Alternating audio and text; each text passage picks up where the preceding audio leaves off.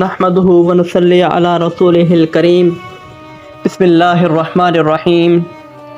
آج ایک نئی انفارمیشن کے ساتھ ہم آپ کے پاس حاضر ہیں۔ آج ہم آپ کو بتائیں گے کہ بر صغیر میں عروج اور زوال کیسے وقوع پذیر ہوا، عروج کیسے آیا اور اس میں زوال جو ہے وہ کس طرح آیا۔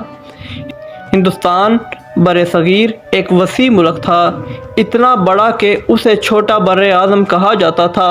اس کا ساحل 5000 میل تھا، خشکی کی سرحد کوئی 6000 میل ہوں گی، شمال میں ہمالیہ 1500 میل تک پھیلا ہوا تھا۔ بندیا چل نے ہندوستان کو 2 حصوں میں تقسیم کر رکھا تھا۔ ہندوستان اپنی زرخیزی کی وجہ سے غیر قوموں کو اپنی طرف مائل کرتا تھا۔ صدیوں تک جنوبی قوموں کا تمدن شمالی ہندوستان کو متاثر کرتا رہا۔ حملہ آور قوموں کی نسلیں آج بھی بندیا چل کے اس پار شمالی ہندوستان کی نسبت بہت کم دکھائی دیتی ہیں۔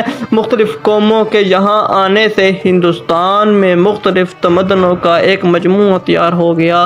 ہر تمدن ہندوستان کو متاثر کرنے کے بعد خود کسی دوسرے تمدن سے متاثر ہوتا رہا۔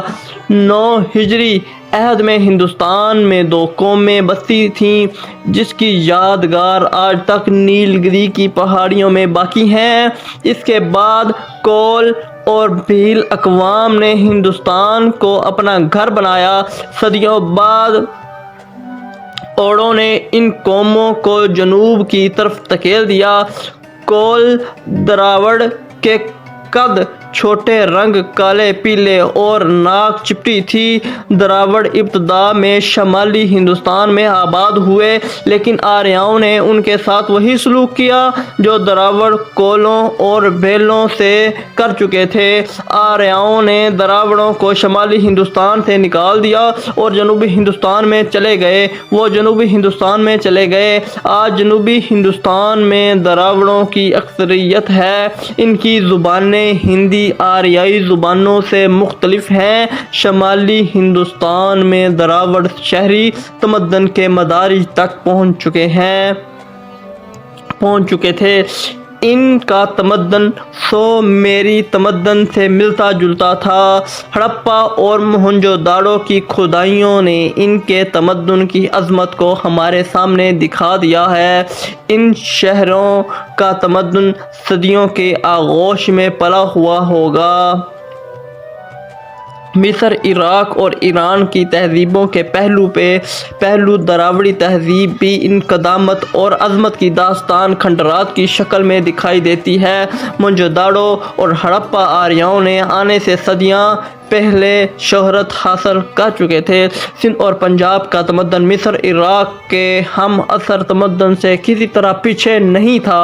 ان شہروں کو لوگ سوتی کپڑا بننا جانتے تھے۔ گھروں میں غسل خانے تھے۔ شہریوں کے مکان بہت بلند اور صاف ہوتے تھے۔ ان کا مذہب مصریوں اور سومیریوں سے ملتا جلتا تھا۔ آریا تقریباً 1500 قبل از مسیح یعنی حضرت عیسیٰ علیہ السلام سے 1500 سال پہلے شمالی ہند کی راہ سے ہندوستان میں داخل ہوئے۔ سوم رس پینے والے، جو ایک قسم کی شراب تھی جس کے پینے سے آنکھیں چمکدار ہو جاتی تھیں۔ آریا وسط ایشیا سے ہندوستان میں پیدل ننگے پاؤں چل کر آئے۔ گورا رنگ، ساتواں قد، دراز قد، جو وسط ایشیا سے ہندوستان کی زرخیزی دیکھ کر وارد ہوئے۔ گھوڑے کا گوشت کھانے والے اور گھوڑی کا دودھ پینے والے آریا جفا کش، دلیر اور بہادر تھے۔ قدیم ہند برصغیر کی تاریخ سے معلوم ہوتا ہے کہ برصغیر کے قدیم باشندے چھوٹے قد کے اور سیاہی مائل رنگت کے تھے۔ وسطی ایشیا سے آریا اور راجپوت قبائل ان پر حملہ آور ہوئے اور ان کے مقابلے میں فتح سے ہمکنار ہوئے۔ اس کے بعد انہوں نے تمام مقامی باشندوں کو مذہبی جبر و تشدد کے ذریعے اپنے مذہب کو اپنانے پر مجبور کیا اور اس کے ساتھ ہی ذات پات کا نظام رائج کیا گیا۔ آریاؤں کی آمد کے ساتھ ساتھ یا ان سے پہلے شمالی مشرقی ہندوستان، برما، بنگال، آسام کے دروں سے منگولی قومیں بھی ہندوستان میں داخل ہوتی رہیں۔ آریا شمالی مغرب ہندوستان کی راہ سے داخل ہوئے۔ شمالی ہندوستان میں وہ صدیوں تک دراوڑوں سے لڑنے کے بعد پنجاب پر قابض ہوئے۔ پنجاب سے وہ گنگا کی وادی میں پہنچے جہاں آریاؤں کی سیاست اور تہذیب اپنے عروج پر پہنچی۔ مگدھ میں ایک عظیم الشان آریہ سلطنت کی بنیاد پڑی۔ مگدھ کی سلطنت کے زمانہ میں گوتم بدھ کا ظہور ہوا۔ گوتم بدھ ہمالیائی ریاست کپلوستو میں پیدا ہوئے۔ بدھ نے اپنے زمانہ کی تمام مجلسی برائیوں کے خلاف بغاوت کی۔ اس کا مذہب عوام کی زبان میں عوام کے لیے تھا۔ گوتم بدھ کی تعلیمات میں سے ایک بات میٹرک 1965 کی تاریخ میں لکھی ایک بات یاد ہے: دنیا دکھوں کا گھر ہے، دکھ خواہشات سے پیدا ہوتے ہیں۔ ایران کے بادشاہ سارا نے سندھ اور پنجاب کے کچھ علاقوں پر قبضہ کر لیا۔ سکندر نے بھی 336 قبل از مسیح میں ہندوستان کا رخ کیا۔ پورس نے اس کا مقابلہ کیا۔ سکندر نے دل چھوڑ کر یونانی فوجیں جہلم اور بیاس کے کناروں سے واپس بلا لیں۔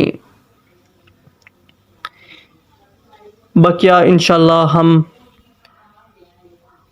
اگلی ویڈیو میں آپ کو بتائیں گے۔